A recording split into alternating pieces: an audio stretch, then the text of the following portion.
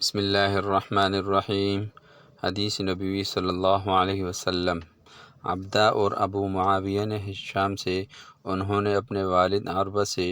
اور انہوں نے حضرت عائشہ رضی اللہ تعالیٰ عنہ سے روایت کی، انہوں نے کہا نبی صلی اللہ علیہ وسلم مسجد میں ایک آدمی کی قرأت سن رہے تھے تو آپ صلی اللہ علیہ وسلم نے فرمایا اللہ اس پر رحم فرمائے، اس نے مجھے ایک آیات یاد دلا دی جو مجھے بلا دی گئی تھی۔ ابو اسامہ نے ہشام سے، انہوں نے اپنے والد عروہ سے، اور انہوں نے حضرت عائشہ رضی اللہ تعالیٰ عنہ سے روایت کی کہ نبی صلی اللہ علیہ وسلم نے ایک آدمی کی قرأت سنی جو وہ رات کو کر رہا تھا تو فرمایا اللہ اس پر رحم فرمائے، اس نے مجھے فلاں آیات یاد دلا دی جس کی تلاوت فلاں صورت میں چھوڑ چکا تھا۔ امام مالک نے نافع کے واسطے سے حضرت عبداللہ بن عمر رضی اللہ تعالیٰ عنہ سے روایت کی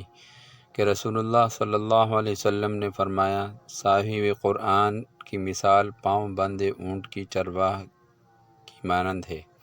اگر اس نے اس کی نگہداشت کی تو وہ انہیں قابو میں رکھے گا، اور اگر انہیں چھوڑ دے گا تو وہ چلا جائے گا۔